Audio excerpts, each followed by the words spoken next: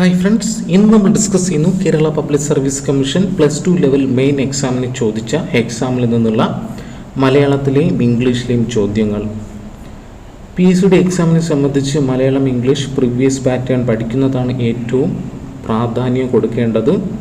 അപ്പോൾ ഒരിക്കൽ ചോദിച്ചത് തെറ്റുകയും ചെയ്യരുത്. നമുക്ക് ഈ ചോദ്യവും ഉത്തരവും വേഗത്തിൽ ഒന്ന് നോക്കാം.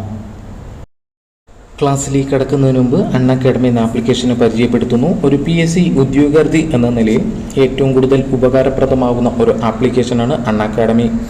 ഇപ്പോൾ ഏറ്റവും പ്രധാന എക്സാമായ KAS എക്സാമിനെ ഫോക്കസ് ചെയ്തുകൊണ്ട് ഒട്ടനവധി ലൈവ് ക്ലാസ്സുകളും മറ്റ് എക്സാമുകളും ഈ ഒരു പ്ലാറ്റ്ഫോമിൽ ഇപ്പോൾ നടന്നു വരുന്നു. തുടർന്നുള്ള ഓഫേഴ്സാണ്, അതായത് 6 മാസ സബ്സ്ക്രിപ്ഷൻ എടുക്കുകയാണെങ്കിൽ കോംബോ ഓഫറായി നമുക്ക് 15,399 രൂപയ്ക്ക് ലഭിക്കുന്നതാണ്. അപ്പോൾ ക്ലാസ്സുകളെല്ലാം മികച്ച ഓഫർ ലഭിക്കാൻ RACADEMY10 എന്ന കോഡ് ഉപയോഗിക്കാവുന്നതാണ്. തുടർന്നുള്ള ബാച്ച് കോഴ്സുകൾ നോക്കുകയാണെങ്കിൽ ആരംഭം ഇതൊരു 100 ദിന കംപ്ലീറ്റ് ബാച്ച് കോഴ്സാണ്.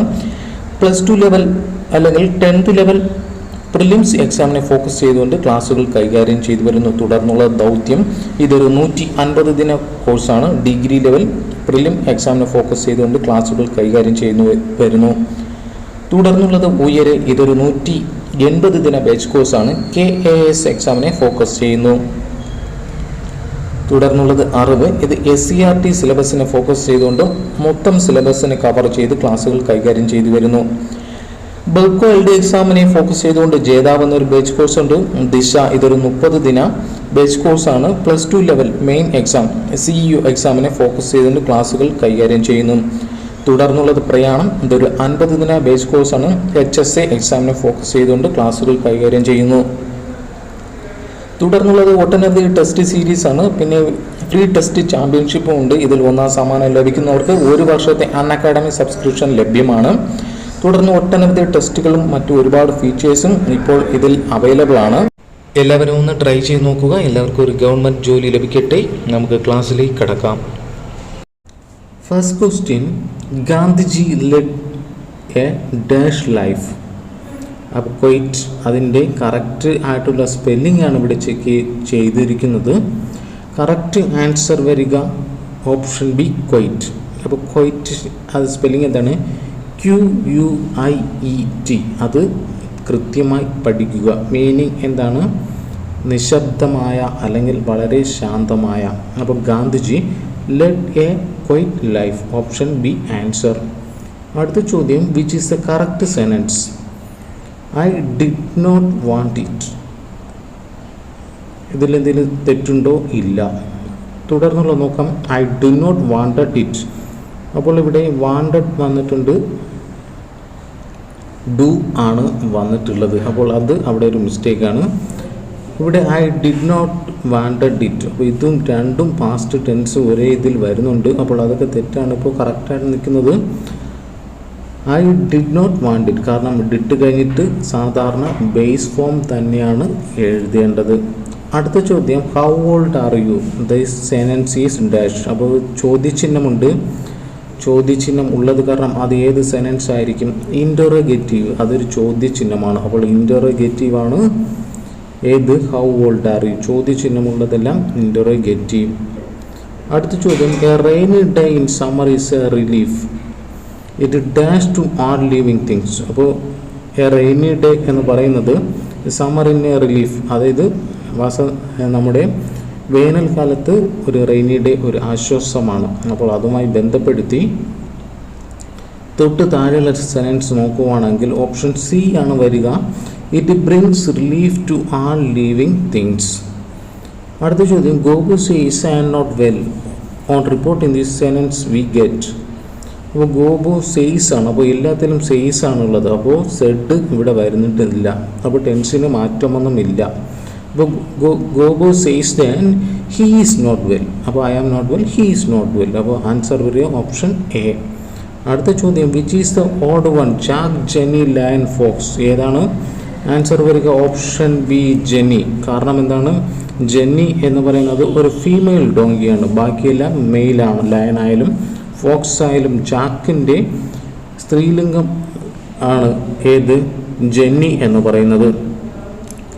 അതായത് ജാക്ക് എന്ന് പറയുന്നത് ആൺകഴുത, ജെന്നി എന്ന് പറയുന്നത് പെൺകഴുത. അപ്പോൾ ഇതൊന്ന് കുറിച്ച് വെച്ച് പഠിക്കുക. അടുത്ത ചോദ്യം, give the correct phrasal verb for the extinguish. അപ്പോൾ എക്സ്റ്റിങ്ക്വിഷ്, തീ കെടുത്തുക, അതിനെന്താണ് ഫ്രൈസൽ വെർബ്? പുട്ട് ഔട്ട് പഠിക്കുക. Fill in the blanks. Either you or your brothers dash absent. അപ്പോൾ എയ്തർ രണ്ട് സബ്ജക്റ്റിനെ എയ്തർ ഓർ എന്ന ടേം കൊണ്ട് കണക്ട് ചെയ്തിരിക്കുകയാണ്. അപ്പോൾ എയ്തർ അല്ലെങ്കിൽ ഓർ കൊണ്ട് കണക്ട് ചെയ്യുമ്പോൾ നമ്മൾ രണ്ടാമത്തെ സബ്ജക്റ്റിനെ എടുക്കണം. അപ്പോൾ ബ്രദേഴ്സ് ആണ്. ബ്രദേഴ്സ് വരുമ്പോൾ അതൊരു പ്ലൂറലാണ്, ആയതിനാൽ തന്നെ ആർ ഉപയോഗിക്കുന്നു.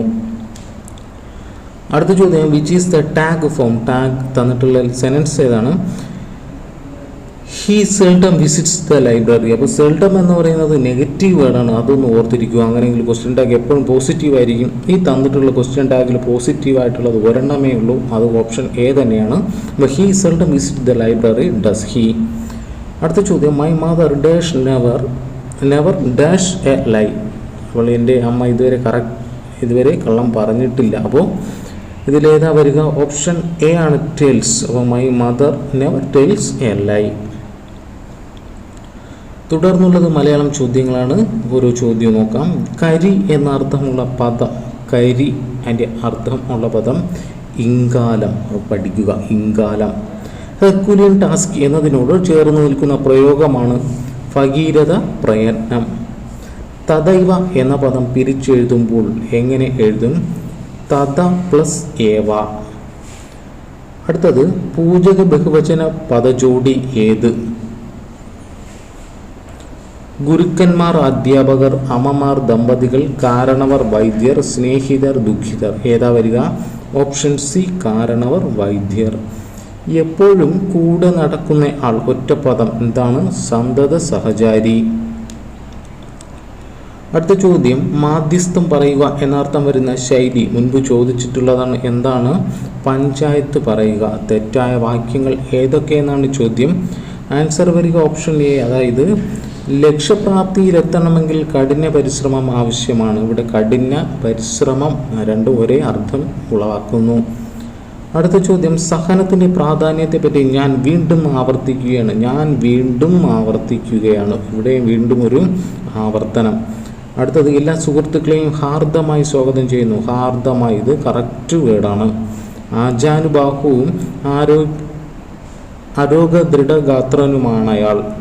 അപ്പോൾ അതും കറക്റ്റാണ്. അപ്പോൾ ഇവിടെ ഈ ആജാനുബാഹു, ഹാർദമായി, അപ്പോൾ ഇതെല്ലാം PSCയുടെ നേരത്തെ ചോദിച്ചിട്ടുള്ള ചോദ്യങ്ങളൊക്കെ തന്നെയാണ്. അടുത്ത ചോദ്യം, വൈമുഖ്യം എന്ന പദത്തിൻ്റെ വിപരീത പദം. വൈമുഖ്യം, അതിൻ്റെ വിപരീത പദം ഏതാണ്? ഓപ്ഷൻ ബി, ആഭിമുഖ്യം. സ്ത്രീലിംഗ പ്രത്യയം ഏത്? അൻ, അൾ, ഇ, ഇത്, ത്. അൾ വരും, അവൾ എന്ന് നമ്മൾ പറയാറില്ലേ. അപ്പോൾ രണ്ട് ഓപ്ഷൻ ഉള്ളത് നോക്കുക, രണ്ടുള്ളത് ഓപ്ഷൻ സി ആണ്. അങ്ങനെ ഈ ഉണ്ട്, നമുക്കത് അറിഞ്ഞൂടെങ്കിൽ പോലും ഇതിൽ നിന്ന് ആൻസറിൽ എത്തിച്ചേരാം. അടുത്ത ചോദ്യം, ശരിയായ പദം യാദൃച്ഛികം, പതിവ്രത, പെട്ടെന്ന്, പാദസ്വരം. കറക്റ്റായിട്ടുള്ളത് പാദസ്വരമാണ്.